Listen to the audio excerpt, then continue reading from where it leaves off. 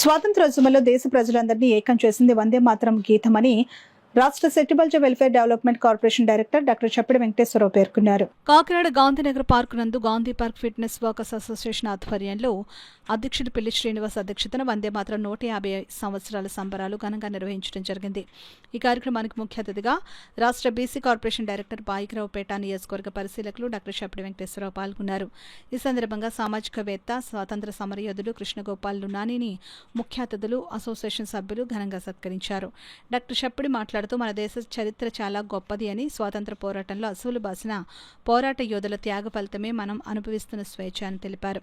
ప్రతి ఒక్క భారతీయ పౌరుడు స్వాతంత్ర సమరయోధుల చరిత్రను తెలుసుకోవాలని అన్నారు.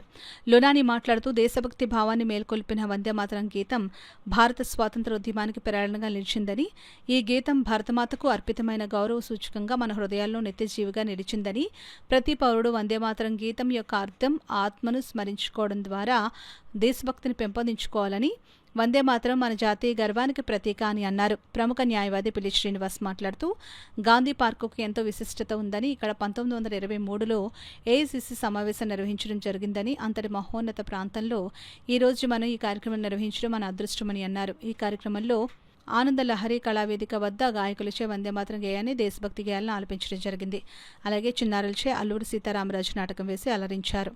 ఈ కార్యక్రమంలో అసోసియేషన్ ఉపాధ్యక్షులు పి వెంకటేశ్వరరావు, కేబీ ప్రతాప్, కార్యదర్శి కలిదెండి శ్రీనివాస్, కోశాధికారి దొరబాబు, కార్యనిర్వాహక కార్యదర్శి ప్రవీణ్, సాంస్కృతిక కార్యదర్శి శ్రీధర్, కూటమి నాయకులు చలపతి, బండి సుజాత, మోనా, దీప్తి, వాసిరెడ్డి కుమార్, జొన్నాడ వెంకటరమణ, గోడి వెంకట సత్యవతి, ఆనందలహరి కుటుంబం, ప్రియ, ఆకుల శ్రీనివాస్, వన ఉపేంద్రనాథ్, దేవాంత్, అరుణ్, లావణ్య, ప్రసన్న, వివిఎస్ రావు, అప్పాజీ, సత్యం, అనిల్, మూర్తి, అరుణాకర్ రావు, అప్పారావు, సత్యనారాయణ, దేవి, జోగమణి, శంకర్ తదితరులు పాల్గొన్నారు.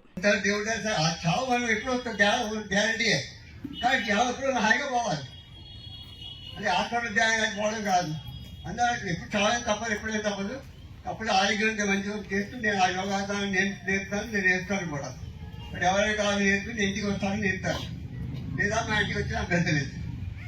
నాకు నమ్మకం వచ్చుకో 944 మనం నోట్ చేసుకుని నెంబర్ 944 కావాల్సిన వాడు చెప్పడానికి పోతే ఇక ఈరోజు మన ఆంధ్రగారి సంఘం ఉందో నాకు తెలియదు.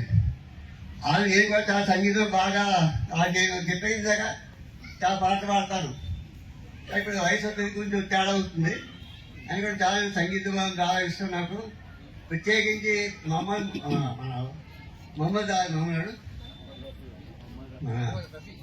రఫీ ఆ రోజు బొంబేనప్పుడు ఆయన పోయాడు బాబు.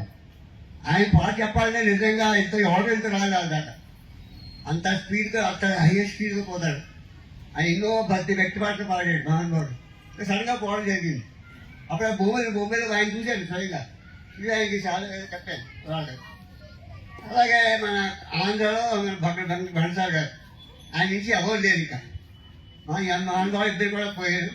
కానీ ఆయన కూడా మన ముందు వాళ్ళు అప్పుడు వాళ్ళు కూడా మన ఆంధ్ర వాళ్ళు కూడా మీరు దయచేసి జన్మదిన చేసే వాళ్ళు కూర్చున్నారు. అందరూ కూడా నేర్చుకుని, ఎందుకంటే అందరూ చదవలేం. నేను కూడా పూర్తిగా 5 పూర్తిగా చదవలేం. మన సుందరి గారు చాలా బాగా చదివారు ఇక్కడ. సో అది మనందరూ కూడా నేర్చుకుని ఇక ముందు ఎప్పుడు కూడా వందే మాత్రం పూర్తి వందే మాత్రం పాడడానికి అందరూ ప్రయత్నించి నేర్చుకోవాలని చెప్పేసి మిమ్మల్ని అందరినీ కోరుకుంటూ, మనం ఎప్పుడు కూడా మన సంస్కృతి సాంప్రదాయాలు ఏమైతే ఉన్నాయో అవన్నీ మర్చిపోకుండా, అలాగే మన పండుగల గురించి చెప్పారు. మన హిందూ పండుగలు ఏమైనా సరే అన్నీ కూడా సైంటిఫిక్ రీజన్స్ తోటి ముడిపడి ఉన్నాయి. అలాగే హిందూ మతం అనేది మతం కాదు, యాక్చువల్గా హిందూ ధర్మం.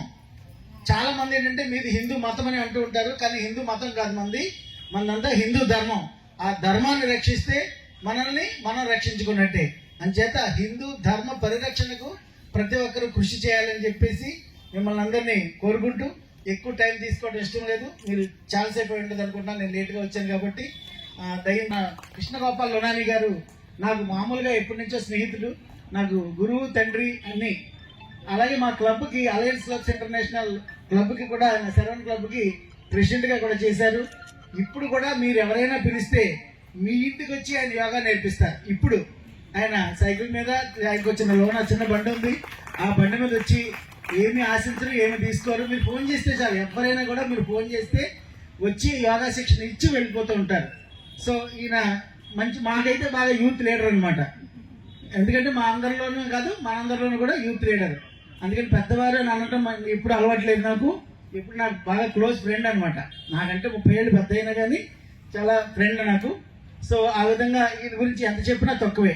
అంటే యాక్టివ్గా తిరుగుతుంటారు, మనీ ఉంది, అన్నీ ఉన్నాయి. ఇప్పటికీ 150 సంవత్సరాలు అయింది. తర్వాత దాన్ని గుర్తించి కాంగ్రెస్ వాళ్ళు ప్లేనరీలో దాన్ని ఇంట్రడ్యూస్ చేశారు. అప్పుడు రవీంద్రనాథ్ ఠాగూర్ గారు ఫస్ట్ టైం ఆ పాటని 1897లో ప్లేనరీ అప్పుడు పాడారు ఆయన. అప్పటి నుంచి ఈ యొక్క వందే మాతరం అనే సాంగ్ వల్ల ప్రతి వారిలోని స్వతంత్రం సాధించుకోవాలని ఒక వచ్చింది ఆసక్తి అందరికీ. అది ఏం లేదు, మన యొక్క భారతదేశం స్వతంత్రం వచ్చిందంటే బికాజ్ ఆఫ్ వందే మాతరం.